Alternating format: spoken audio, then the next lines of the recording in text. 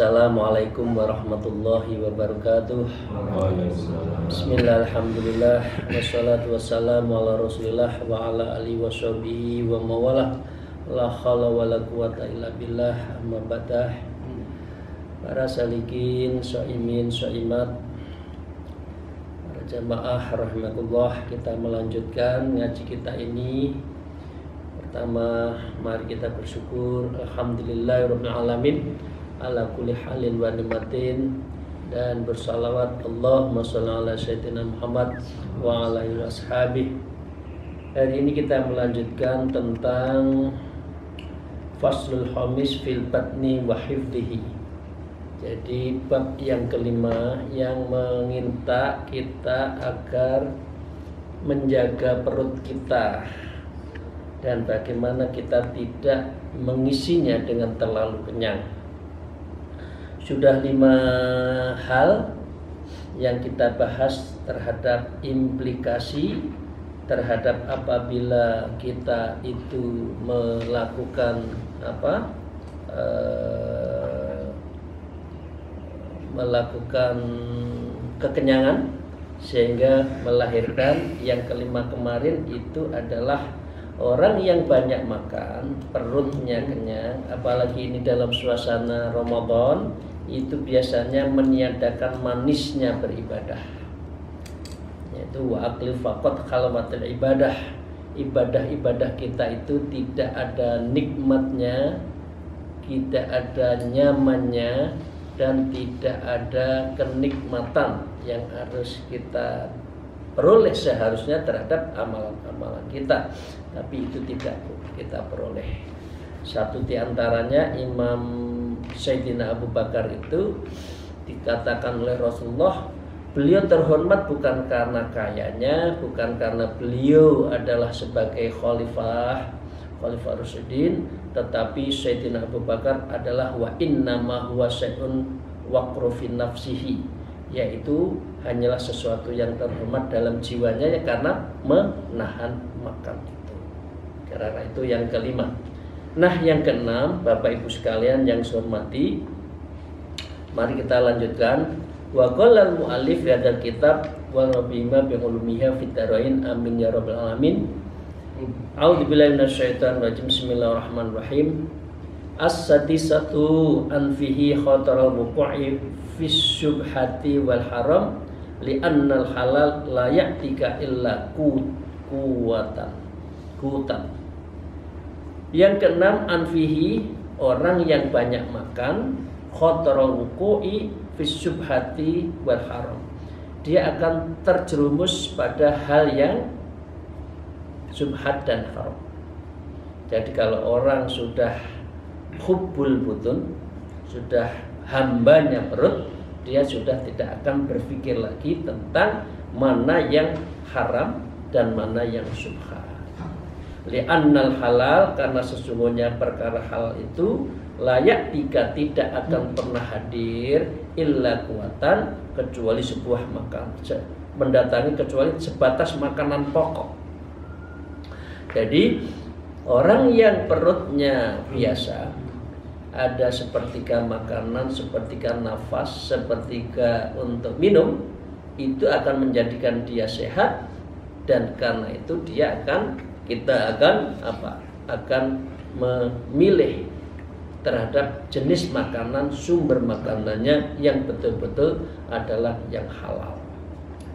Nah, kalau semua kenyang, biasanya sudah tidak memperdulikan ini dimakan, bahkan tidak pernah tanya ini makanan yang halal atau yang haram atau yang syubhat. Walaqad rawaina 'anin Nabi sallallahu alaihi wasallam annahu qala, telah diriwayatkan oleh Rasulullah sallallahu alaihi wasallam, beliau bersabda, innal halala la ya'tika illa kutan wal harama ya'tika juzafan juzafan. Sejujurnya sesuatu yang halal tidak akan mendatangimu. Ini hadis Rasulullah kecuali yang pokok saja. Dan sesuatu yang haram akan mendatangimu secara serampangan, juzufan, israf. Makan ini, makan itu, perutnya sampai bededeng. Sehingga dengan demikian orang kalau sudah mulutnya, nafsunya, makannya itu sudah hubul butun, ya hambanya perut, maka biasanya dia tidak akan pernah bertanya ini halal atau haram. Artinya orang yang suka makan biasanya tidak memperdulikan mana yang halal, mana yang subha. Ya Bapak sekalian ya. Yang ketujuh, as-sabi'atu anfihi suhlal qalbi wal badani bitahsilihi awalan wa bitahyi'ati saniyan. Yang ketujuh, sesungguhnya banyak makan itu suhlal qalbi wal badani bitahsilihi awalan, yaitu menyibukkan hati dan tubuh kita untuk memperoleh makanan itu. Ini makan, Bapak Ibu sekalian, kita biasanya kan sering diundang di hajatan karena makannya enak-enak, semua dirasain, pindah ini, gubuk itu kan.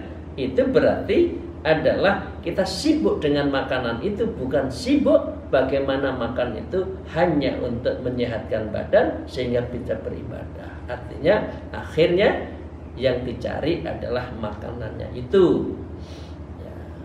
Kemudian kan dia katakan ya awalan, pertama makan, lihat sebelah makan, lihat sebelahnya lagi makan, dan jenis-jenis makanan semua dimakan. Nah dengan demikian kenapa wabitahyiatihi tanian, maka yang kedua yang dipikir juga makanannya lagi.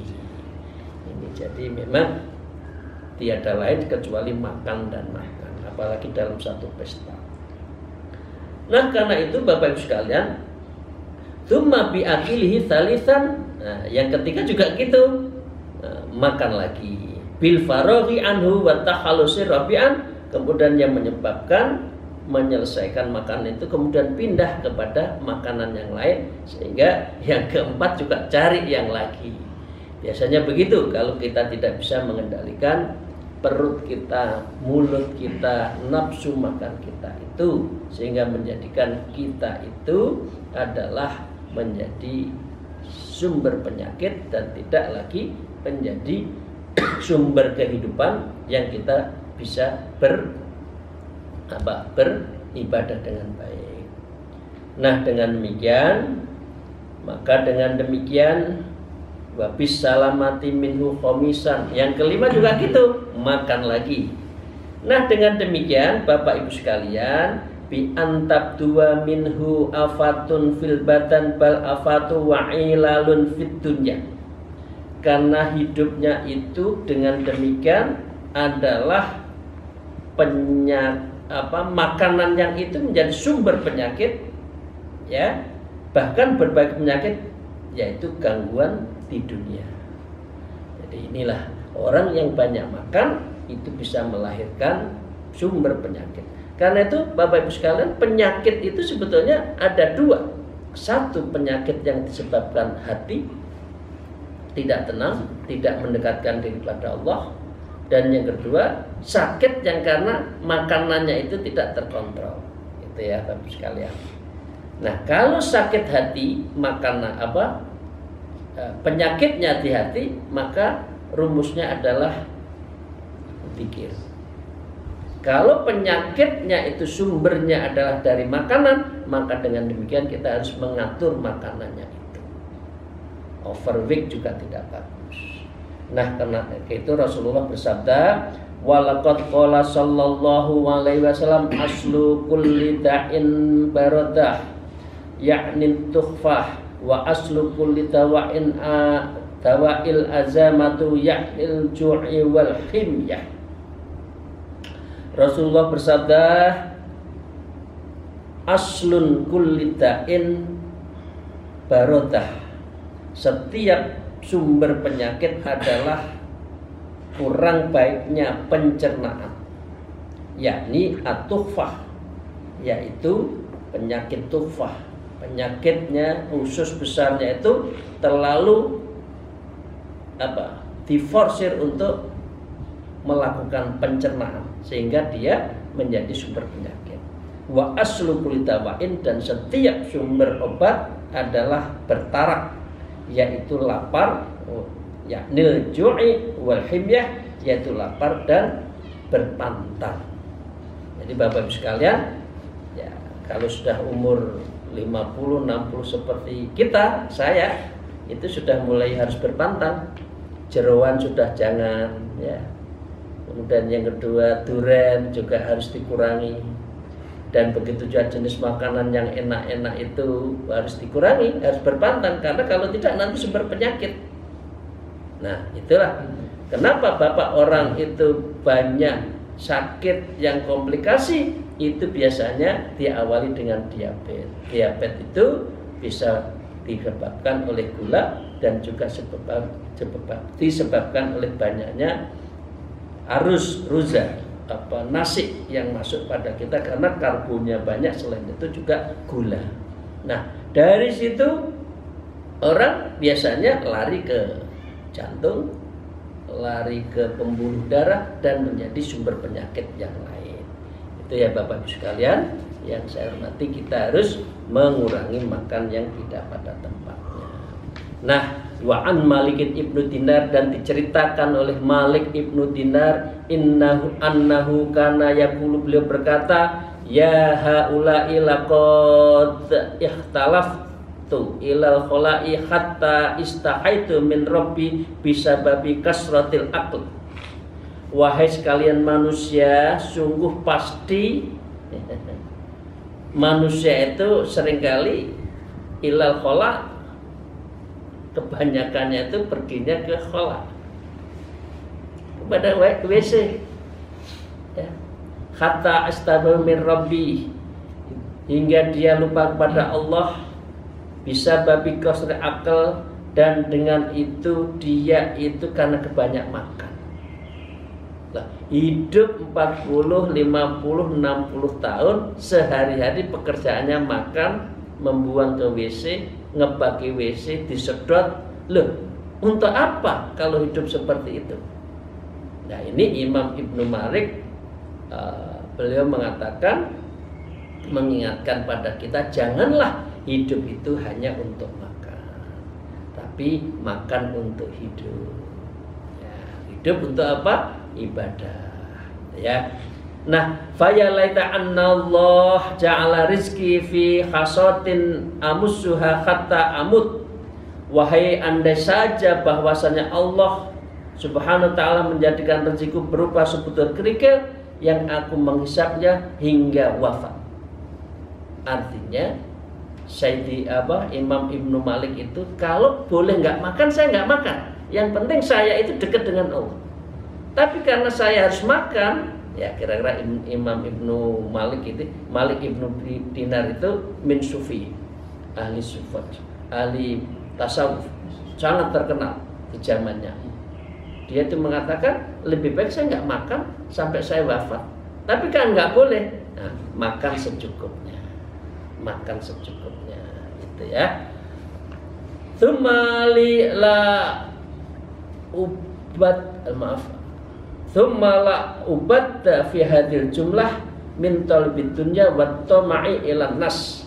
Kemudian tidak boleh tidak di dalam sejumlah keterangan, yaitu menuntut duniawi karena makanan tadi, ya.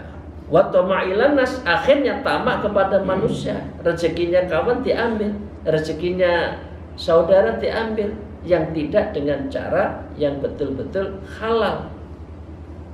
Nah, karena apa? Tomaknya itulah untuk makan, dan karena itu semua hidupnya itu ditujukan kepada makan. Nah, karena itu kita tidak boleh terlalu banyak makan, ya.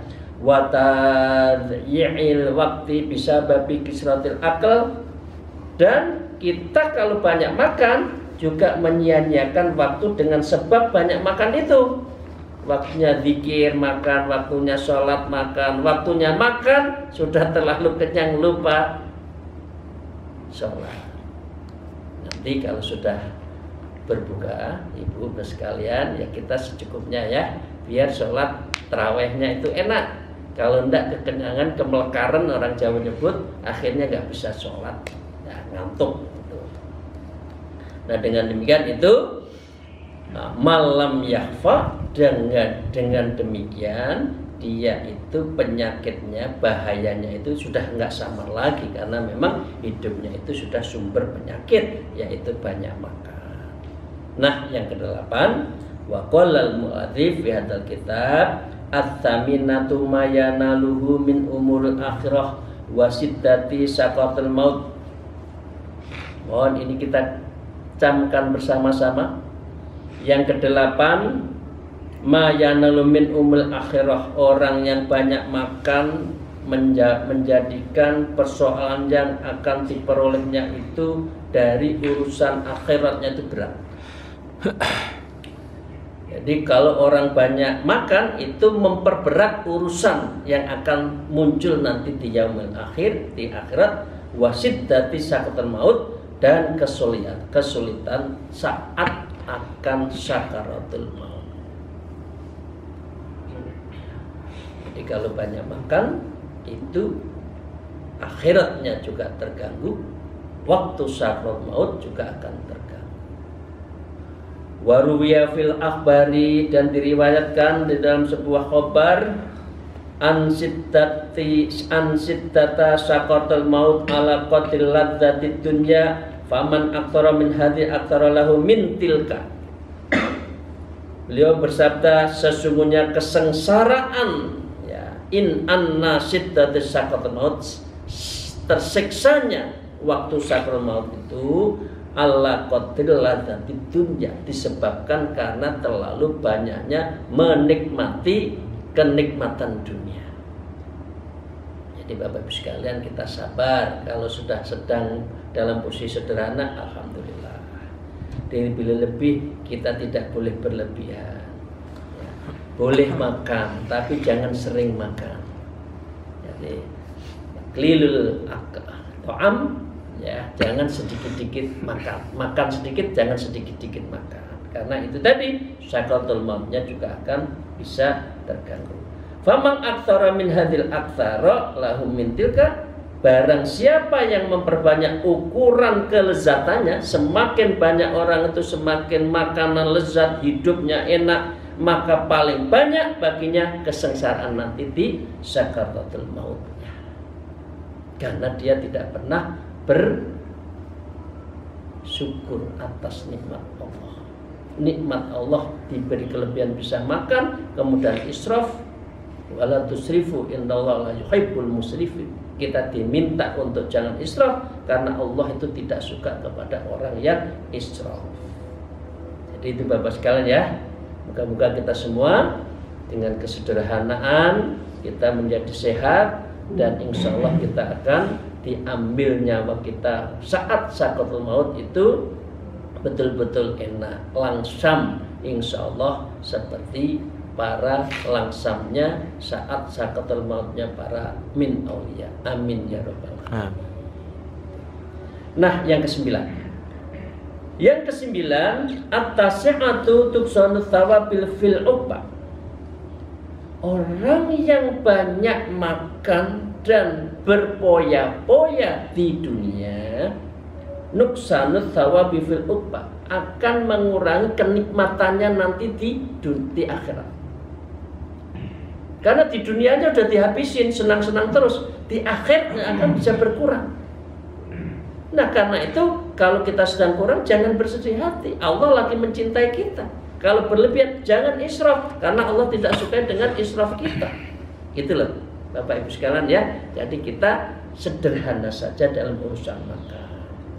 Qala Allah Ta'ala adhabtum tayyibatikum fi hayatikum dunya wastamta'tum biha fal yawma tujzauna adzabal uni bima kuntum tastakbiruna fil ardi bighairil haqq wa bima kuntum tafsukun.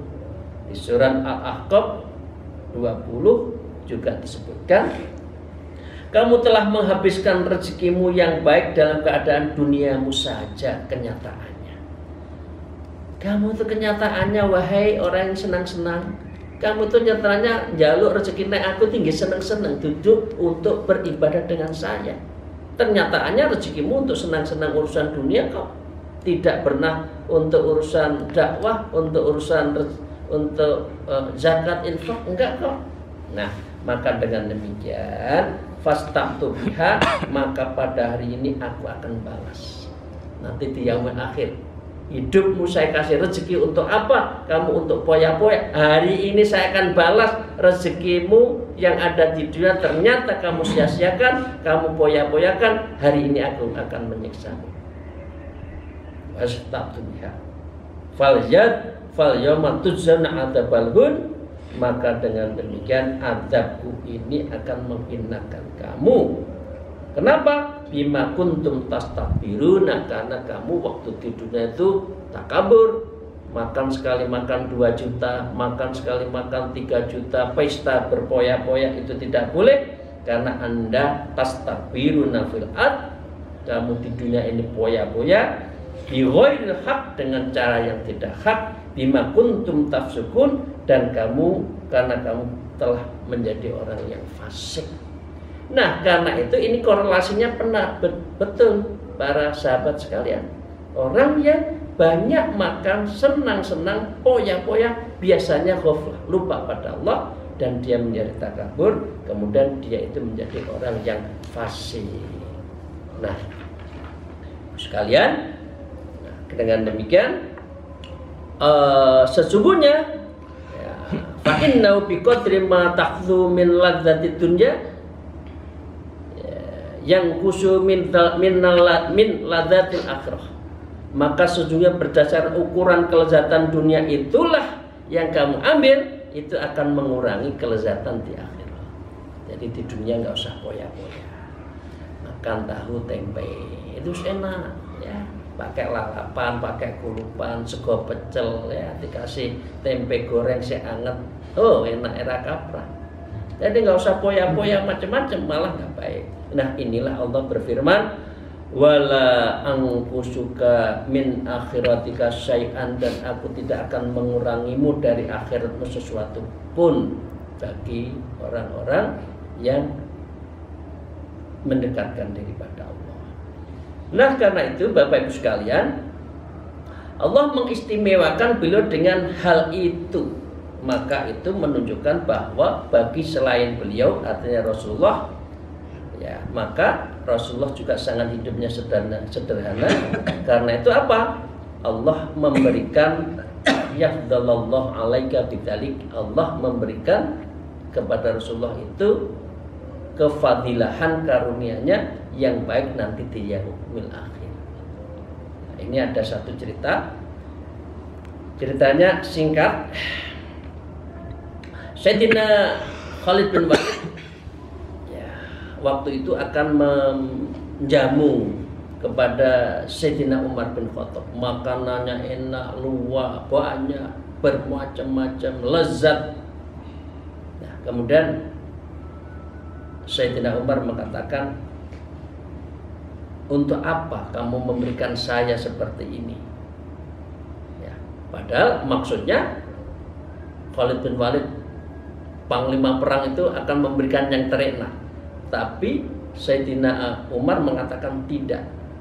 Beliau mengatakan, qala Umar la in fazu bil jannah wa kana hadhil hadan minnad dunya faqad banu minna baunan mubina. Artinya ketika mau memberikan, ditanya, kamu kok makan enak-enak, orang yang kaum muhajirin yang bersama saya ini kemana? Nah, jawabnya enak Khalid bin Walid, mereka sudah masuk surga. Nah, karena tapi Umar mengatakan, sesungguhnya jika mereka telah sukses masuk surga, sedangkan hanya ini bagian dari dunia saya yang makanan enak itu, saya nggak mau, saya mau surga. Nah, kalau kita dikasih makanan, amblas saja semuanya dimakan. Kalau Sayyidina Umar tidak. Nah, sesungguhnya berselisih mereka dibandingkan dengan selisihnya yang nyata. Nggak sepiro bedone nikmate nek dunya karo nikmate akhirat. Maka dengan demikian Sayyidina Umar kemudian tidak mau makanan enak. Kemudian juga diriwayatkan lain, Sayyidina Umar juga diberikan makanan, minumannya itu terenak dari hambanya, dari penduduknya, dari sarinya kurma yang paling manis. Kemudian Sayyidina Umar juga nggak mau. Beliau mengatakan ketika mau minum, falamma qarra Umar min fihi wajadal ma baridan khulukan famsaka wa qala Allah. Ketika akan memasukkan mulut, maka terasa air itu segar lagi manis, lalu beliau menahan. Oh, apa ini? Kok terlalu enak buat saya? Karena itu beliau tidak jadi makan, tidak jadi minum. Karena apa? Karena beliau itu adalah menjadi bagian dari yang ingat kepada kaum muhajirin, ingat kepada mereka yang betul-betul menjadikan dirinya itu untuk berjuang itu. Maka demi Allah, ini Sayyidina Umar mengatakan faqala rajul wallah ma alwanu khalawatan ya amil mu'minin, demi Allah bukanlah aku telah berusaha keras membuat manis wahai pemimpin orang beriman. Maka dia mengatakan Rasulullah, Sayyidina Umar tidak mau, bahkan beliau berkata itulah yang menghaliku dari minuman ini, malah marah, ya, celaka engkau, seandainya tidak ada akhirat pasti aku akan menjadi sekutu kaliannya. Aku milih akhirat, bukan makanan yang enak di dunia ini. Beda dengan kita kan, diajak makanan kemana yang harganya mahal mau saja. Tapi kalau Sayyidina Umar tidak, padahal beliau adalah sebagai apa? Sebagai dari Amirul Mukminin. Nah, yang ke-10 akibat dari makanan yang terlalu enak urusan dunia. Yang ke-10 wal asadul habsu wal hisab. Orang yang terlalu banyak makan, maka dengan demikian dia akan sulit dihitungkan nanti di yaumul hisab. Ya, walaumu wa ta'iru fi tarki adab fi akhdil fuduli wa talus syahwat. Karena apa? Orang yang banyak makan urusan dunia, dia akan dikecam, dicela di yaumil akhir karena dia meninggalkan tata krama yang pantas kita sebagai orang yang cukup makan sekedarnya saja. Dan dia karena apa? Tolabis syahwat. Orang ini pencari syahwat, kenikmatan dunia. Nah, karena itu hisabnya itu berat orang yang terlalu banyak urusan dunia. Wa qala al-mu'allif fi hadzal kitab fa inna dunya haluluha hisab, karena sejujurnya dunia itu perkara halalnya ada perhitungannya amal. Dunia itu akan dihisab untuk apa demi apa, hidup untuk makan atau makan untuk hidup atau hidup untuk ibadah.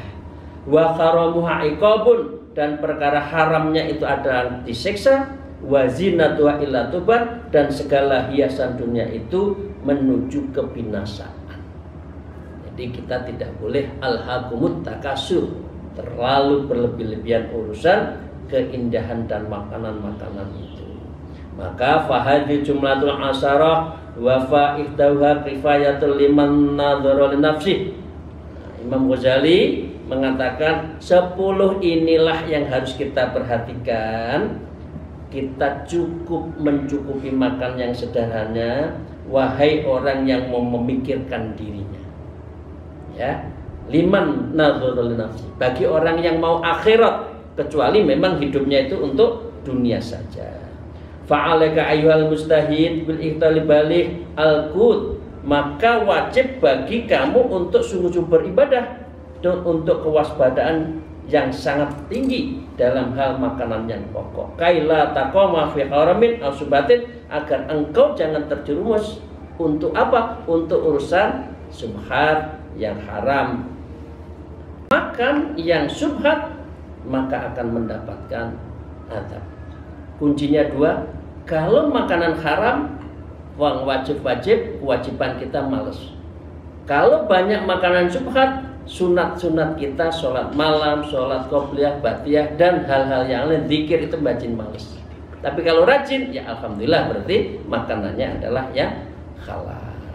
Nah, terakhir, summa bil iktisar min halalin ala ma yakunu uddatan ala ibadati ta'ala. Sesungguhnya dengan membatasi diri terhadap barang tadi ada sesuatu yang baik, sarana apa? Ala ibad uddatan ala ibadati ta'ala, untuk ibadah pada Allah.